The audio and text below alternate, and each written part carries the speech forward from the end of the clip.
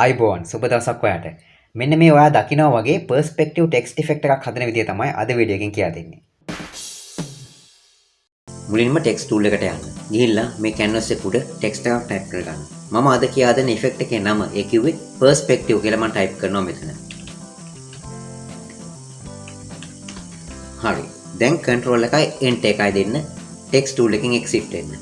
ඊට පස්සේ keyboard එකේ V press කරනවා move tool එකට මාරු වෙන්න. ඊට පස්සේ move tool එකෙන් මේක අවශ්‍ය විදිහට place කරලා තියා ගන්නවා මෙන්න මේ වගේ.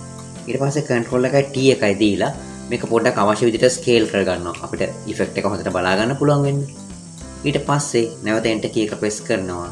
මම යනවා layer palette එකේ මේ text layer එකට අදාළ මෙන්න මේ layer එක උඩ right click කරනවා. right click කරලා එතනින් rasterize type කියන මෙන්න මේ command එක දෙනවා. ඊට පස්සේ මම නැවතත් මේ text layer එක මෙන්න මේ වගේ select කරලා keyboard එකේ control එකයි T එකයි දීලා ඒක උඩ නැවතත් right click කරලා මේ menu එකේ perspective කියලා මෙන්න මෙතන තියෙනවා command එකක්. මේ තියෙන්නේ. මෙන්න මේ command එක දෙනවා.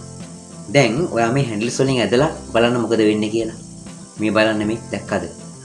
ඔන්න ඔය වගේ canvas එක ඇතුළට text එක ගිහින් තියෙන වගේ ත්‍රිමාන ස්වභාවයකට මේ text එක පත් කරන්න පුළුවන්. ඔයාලට මේක අනිත් පැත්තට හදන්නත් පුළුවන් මෙන්න මේ වගේ මේ බලන්න මේ. මෙන්න මේ විදිහට දැක්කද? දැක්කද?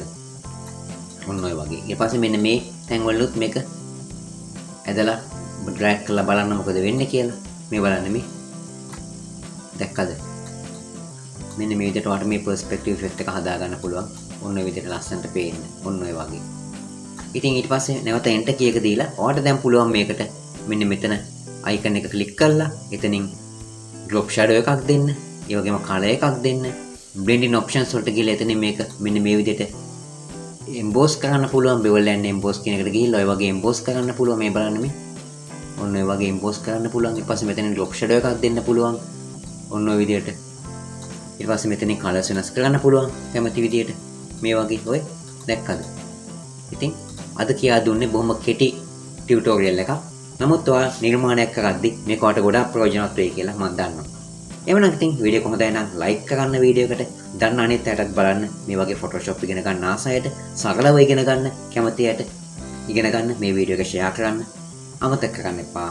මම හැමදාමත් කරන කාර්යයක් ඉල්ලීම මගේ channel එකට ඔයා අලුත් කෙනෙක් නම් මගේ channel එක subscribe කරන්න කියලා ඔයාගෙන් ඉල්ලනවා. එවනම් ගිහින් එන්නම් සුබ දවසක් වාට. ජය වේවා. බොහොම ස්තුතියි වීඩියෝ එක කරන ඔබට.